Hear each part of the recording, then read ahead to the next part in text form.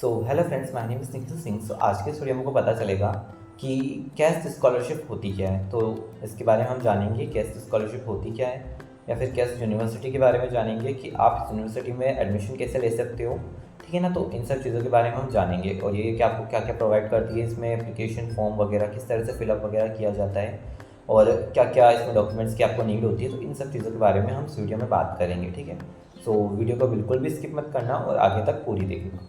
ठीक है, सो चलिए स्टार्ट करते हैं। सो देखो, सबसे पहले कैस्ट की फुल फॉर्म होती है Korea advanced institute of science and technology. ठीक है ना, अगर आपको इसमें अप्लाई करना है तो आप जीकेएस के थ्रू भी कर सकते हो, और इसकी खुद की स्कॉलरशिप होती है जिसका नाम है कैस्ट इंटरनेशनल स्टूडेंट स्कॉलरशिप। ठीक है, सो अगर आपको अंडर ग्रेजुएट के लिए स्कॉलरशिप चाहिए तो इसमें आपको क्या क्या फैसिलिटीज़ प्रोवाइड होगी, तो वो चलिए सबसे पहले उनकी बात करते हैं। ठीक है, सो सबसे पहले आपको इसमें ट्यूशन फी आपकी पूरी कवर रहेगी। इसके साथ ही साथ आपका रहने खाने का खर्चा भी खुद स्कॉलरशिप ही उठाएगी। ठीक है, आपको कुछ भी यहाँ पर देने की ज़रूरत नहीं है। ठीक है, आपके खर्चे के लिए 3,50,000 कोरियन वॉन जो होती है वो आपको प्रोवाइड करती है मंथली। ठीक है ना, हर महीने आपको 3,50,000 वॉन आपको प्रोवाइड किए जाएंगे। ठीक है, और साथ ही साथ ये आपको मेडिकल सर्टिफिकेट भी देती है। ठीक है, आपका मेडिकल इंश्योरेंस करवा के भी यही देती है आपको। ठीक है, तो इसकी चिंता भी आपको बिल्कुल नहीं करनी है। ठीक है, सो ठीक है, अब बात करते हैं इसकी एलिजिबिलिटी की। तो ठीक है, इसके लिए आपको इंटरनेशनल स्टूडेंट होना ज़रूरी है, और इसके साथ ही साथ आपका जो जीपीए स्कोर है वो 4.0 में से 2.7 या फिर उससे ज़्यादा होना ज़रूरी है। ठीक है, और आपको अगर इसमें एडमिशन मिल जाता है तो आपको एडमिशन के बाद इसमें 4.3 में से 2.7 जो स्केल है इसके अकॉर्डिंग चलना है। मतलब 2.7 से कम नंबर नहीं आने चाहिए आपके जीपीए स्केल में, मतलब इसको आपको बनाए रखना है। ठीक है, तो इस चीज़ की आपको नीड पड़ेगी पढ़ने, मतलब आपको वहाँ पढ़ना पड़ेगा। अगर आपको मैं सीधी भाषा में कहूँ तो आपको वहाँ पढ़ना पड़ेगा अच्छे से। ठीक है, अगर आपका 2.7 से ज़्यादा आ जाए तो चलेगा, 2.7 से कम नहीं आना चाहिए।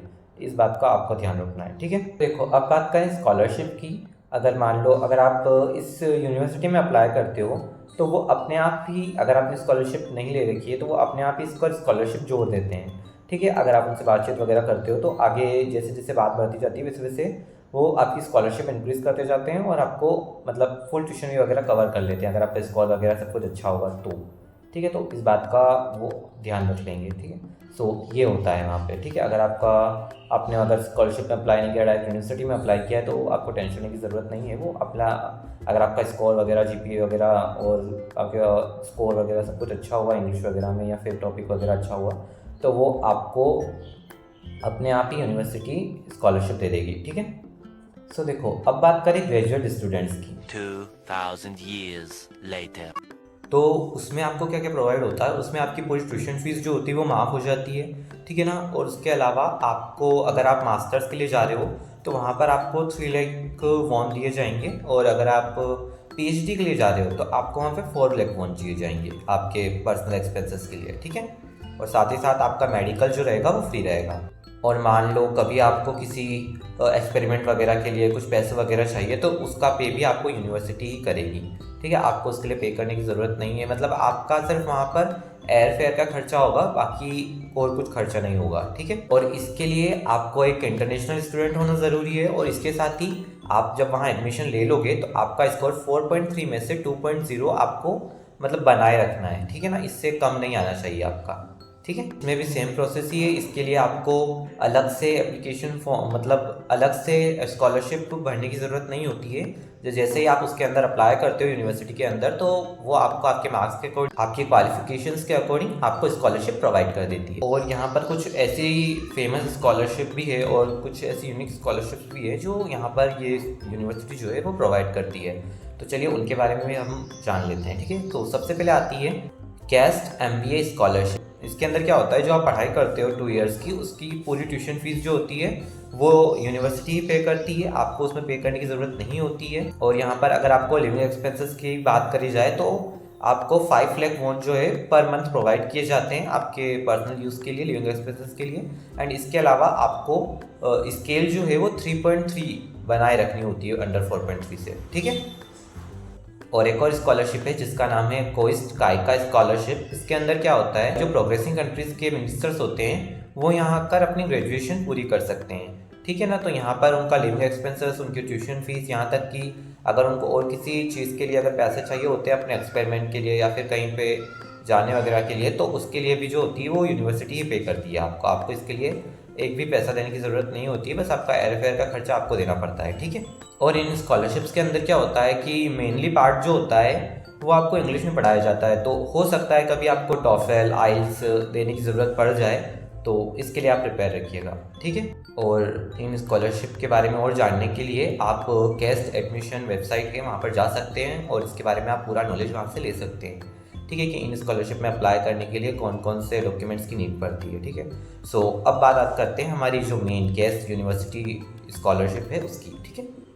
देखो, अब बात करें कि अंडर ग्रेजुएट कैसे अप्लाई करते हैं, ठीक है ना। तो आपको क्या करना है, ऑफिशियल इनकी वेबसाइट पर जाना है, ठीक है ना। और मतलब ये चीज़ का ध्यान रखना कि वहाँ पर जब आप उसको डाउनलोड करोगे, इसको भरोगे, और तब वो आपसे $80 लेगा, लगभग 6700 to 6800 रुपीज़ जो है वो आपको पे करनी होगी वहाँ पर, ठीक है ना। तो उसके बाद ही आपको एप्लीकेशन फॉर्म मिलता है और आप उसको जमा वगैरह करते हो, ठीक है ना। और आपके सारे डॉक्यूमेंट्स आपको अटैच करने पड़ेंगे उसके साथ। इसके साथ ही आपको ऐसे अलग से स्कॉलरशिप के लिए करने की ज़रूरत नहीं होती है। आप जैसे अपना एप्लीकेशन फॉर्म वगैरह डालोगे वो उसके हिसाब से आपको स्कॉलरशिप प्रोवाइड कर देंगे, ठीक है। अगर आपका अकेडमिक स्कोर अच्छा हुआ तो आपको फुल्ली फंडिंग मिल जाएगी, ओके। सो ये चीज़ होती है। और अगर कभी ज़रूरी हुआ तो आपका इंटरव्यू भी होता है, ठीक है। और अब बात करते हैं ग्रेजुएट और पीएचडी स्टूडेंट्स की। तो वो उनको क्या करना है कि उनको जो उनकी ऑफिशियल वेबसाइट है वहाँ पर जाकर ग्रेजुएट एडमिशन वेबसाइट पर जाना है और वहाँ पर जाकर इनको वही करना है जो अंडर ग्रेजुएट वालों के लिए कहा था मैंने, फॉर्म भरना है, अपने सारे डॉक्यूमेंट्स अटैच करने हैं। अगर इनके सारे डॉक्यूमेंट्स अच्छे हुए और इनका स्कोर अच्छा हुआ तो इनको स्कॉलरशिप मिल जाएगी। और इनका जो डॉक्यूमेंट्स वगैरह होते हैं वो इवैल्यूएशन कमेटी के द्वारा जो होते हैं इनकी प्रोफाइल वगैरह देखी जाती है। एंड इसके अलावा इनके पास जो सिलेक्शन प्रोसेस या फिर और किसी रिगार्डिंग का अगर कुछ भी आता है तो वो मेल के थ्रू आता है, ठीक है। सो अब बात करें हम इम्पोर्टेंट डॉक्यूमेंट्स की। तो इम्पोर्टेंट डॉक्यूमेंट क्या क्या है, इसमें आपको क्या क्या आपको मतलब देना पड़ेगा उनको, ठीक है। सबसे पहले आती है मेन चीज़, आपका एप्लीकेशन फॉर्म, ठीक है ना। तो एप्लीकेशन फॉर्म आप भर दीजिएगा। आप अंडर ग्रेजुएट के लिए कर रहे तो भी इम्पोर्टेंट है और ग्रेजुएट के लिए कर रहे तो भी इम्पोर्टेंट है, ठीक है। इसके बाद आता है आपका अकेडमिक ट्रांसक्रिप्ट, ठीक है। अकेडमिक ट्रांसक्रिप्ट में क्या करना है, आपका 10th 11th 12th की जो होगी वो बन जाएगी अकेडमिक ट्रांसक्रिप्ट। 11th 12th की जो अकेडमिक ट्रांसक्रिप्ट होती है मतलब आपके हाई स्कूल की होती है अगर आप अंडर ग्रेजुएट के लिए अप्लाई कर रहे हो। अगर ग्रेजुएट के लिए अप्लाई कर रहे हो तो आपका लास्ट ईयर ट्रांसक्रिप्ट जो है वो आपको सबमिट करनी होगी यहाँ पर, ठीक है। एंड इसके अलावा आपका ग्रेजुएशन सर्टिफिकेट और एनरोलमेंट प्रूफ देना होगा, ठीक है। आप क्या कर सकते हैं, आपका ग्रेजुएशन सर्टिफिकेट यानी कि जैसे कि आपने 10th 11th 12th 10th और 12th की मार्कशीट हो गई, आपका ग्रेजुएशन सर्टिफिकेट हो गया जो आपने ग्रेजुएट करा था वो, ये चीज़ आपको इसमें चाहिए होती है। और एनरोलमेंट प्रूफ आपको यहाँ पे देना पड़ेगा, ठीक है। और आपको यहाँ पे रिकमेंडेशन लेटर देना पड़ेगा, ठीक है ना। एक अगर आप अंडर ग्रेजुएट के लिए कर रहे हो तो एक ही ठीक है। आपके हाई स्कूल से अगर आप उसके लिए कर रहे हो लाइक ग्रेजुएट के लिए कर रहे हो, अगर आप ग्रेजुएट के लिए कर रहे हो तो आपको रिकमेंडेशन लेटर एक आपका प्रोफेसर का लगेगा और एक आपके स्कूल का प्रिंसिपल का लगेगा। 2 रिकमेंडेशन लेटर आपको इसमें रिक्वायरमेंट होगी, ठीक है। और साथ ही साथ आपका जो कोर्स है वो लगभग इंग्लिश में होगा, तो आप आइल्स या फिर टॉफेल जो है वो देख कर रखो, ठीक है। मान लो कभी वो आपसे मांग ले तो इससे तो अच्छा है कि आप देख कर रखो। साथ ही साथ इसमें जो है वो डुओलिंगो भी है तो वो भी एक्सेप्ट होता है इसके अंदर अगर आप चाहो तो, ठीक है। तो इस चीज़ का आप ध्यान रखना। एंड इसके अलावा आपको क्या करना है कि आपका जो पासपोर्ट वगैरह है उसकी कॉपी यहाँ पे अटैच करनी है। आपका नेशनलिटी सर्टिफिकेट हो जो कि मतलब नेशनलिटी सर्टिफिकेट में आपका वोटर आईडी कार्ड वगैरह आ गया। और आप ऑफिशियली नेशनलिटी सर्टिफिकेट भी बनवा सकते हो, ठीक है ना। अगर आपको इसके बारे में जानना है तो मैंने अपने चैनल पे वीडियो डाल रखी है, नेशनलिटी सर्टिफिकेट आप कैसे बनवा सकते हो, तो वहाँ जाकर आप देख सकते हो, ठीक है ना। तो अगर नहीं है आपके पास, अगर मान लो आपके पास वोटर आईडी कार्ड नहीं है तो आप नेशनलिटी सर्टिफिकेट बनवा सकते हो। मान लो अगर आप 18 साल के नहीं हुए हो तो आप बनवा सकते हो नेशनलिटी सर्टिफिकेट आपका, ठीक है। और आधार कार्ड यहाँ पे नहीं चलता है, ठीक है ना। और आधार कार्ड तो आप ऐसा सोचो कि आधार कार्ड जमा कर देंगे हम, तो आधार कार्ड नहीं चलता है, तो इस बात का आप ध्यान रखना, ठीक है। आधार कार्ड इंटरनेशनली वैलिड नहीं है as an identity proof, okay. इसके साथ ही साथ आपका एसओपी अच्छा होना चाहिए। मतलब मैं आपको एक टिप देता हूँ, इसके अंदर क्या होता है कि ना जितना ज़्यादा अच्छा आपका पर्सनल स्टेटमेंट और एसओपी होगा उसके अकॉर्डिंग ही आपको स्कॉलरशिप मिलेगी और उसके अकॉर्डिंग आपका सिलेक्शन होगा, ठीक है ना। अगर आप जीकेएस वगैरह के लिए भी अप्लाई कर रहे हो तो उसके अंदर भी आपका पर्सनल स्टेटमेंट और एसओपी मैटर करता है, ठीक है। मान लो अगर आपके परसेंटेज भी कम आए हो तो भी इससे कोई मैटर नहीं है, आपके पास एक्स्ट्रा करिकुलर एक्टिविटीज़ भी नहीं है तो भी इससे कोई मैटर नहीं है। बट आपका recommendation letter personal statement and study plan, ये तीनों अच्छे होने चाहिए ताकि दूसरे को देखकर अट्रैक्टिव लगे, क्योंकि आपका अकेले का तो वहाँ पर आता नहीं है, बहुत सारे लोगों का आता है। तो ऐसा कुछ लिखो जिससे कि आपका अट्रैक्टिव दिखे, ठीक है। तो इस चीज़ का आप ध्यान रखना। और साथ ही साथ आपको फाइनेंशियल स्टेटमेंट जो होती है वहाँ पर ऐड करनी पड़ेगी। लाइक आपका बैंक की जो फाइनेंशियल स्टेटमेंट है वो वहाँ पे आपको फ़ोटोकॉपी लगवानी पड़ेगी, ठीक है ना। ओके। और इसके साथ ही साथ आपका award certificate, extra curricular activities के, वो अगर आप करना चाहते हो तो वो कर सकते हो अटैच। एंड इसके साथ ही आपका एक फ़ोटोग्राफ लगेगा, ठीक है। इन चीज़ों की इसमें रिक्वायरमेंट होती है कैस्ट स्कॉलरशिप में, ठीक है। अब बात करते हैं कि आप इसमें अप्लाई कैसे कर सकते हो और किस टाइम पर कर सकते हो, ठीक है ना। तो देखो, ऐसे तो ये हर साल बदलती रहती है अप्लाई की डेट और मंथ, पर मेनली जो होता है, अगर आपको स्प्रिंग इनटेक के लिए जाना है तो आप सितंबर या अक्टूबर में अप्लाई कर सकते हो।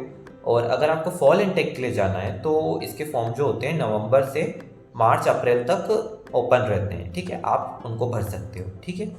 और साथ ही साथ ये चीज़ ध्यान रखना कि अगर आप वहाँ पर जब $80 या फिर आप डालोगे तो उसके लिए आपके पास कोई इंटरनेशनल पेमेंट ऐप होना चाहिए या फिर डेबिट कार्ड या क्रेडिट कार्ड होना चाहिए, ठीक है। लाइक पेपैल ऐप होना चाहिए आपके पास जिससे आप उनको पे कर सको। नहीं तो आपके पास डेबिट कार्ड या क्रेडिट कार्ड होना चाहिए, नहीं तो आप किसी से करवा सकते हो पे, ठीक है। इस बात का ध्यान रखना।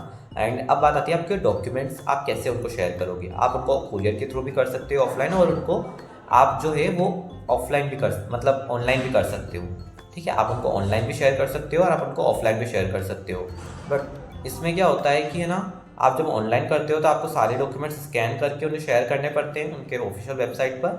एंड अगर आप ऑफलाइन करते हो तो DHL वगैरह के, एफिडेक्स के, इन सब के थ्रू जो है वो आप उनको शेयर कर सकते हो, ठीक है। इस बात का आप ध्यान रखना। तो मैं एक चीज़ आपको एक बार और बता दूं कि ये आपका एयर फेयर कवर नहीं करती है, ना ही आपका वीज़ा का पैसा देती है, ठीक है ना। आपको अगर आपका एयर फेयर कवर करना है तो उसका पैसा भी मतलब आपको खुद को देना पड़ेगा। आपके जाने का आने का खर्चा आपको खुद को उठाना पड़ेगा। लाइक आपका वीज़ा का खर्चा भी आपको खुद को उठाना पड़ेगा, ठीक है। इस चीज़ का आप ध्यान रखना, ठीक है। सो देखो, वीडियो तो अब एंड हो गई है, और अगर आपको और भी किसी चीज़ से रिलेटेड अगर क्वेश्चन हो तो आप मुझसे कमेंट बॉक्स में टाइप करके पूछ सकते हो।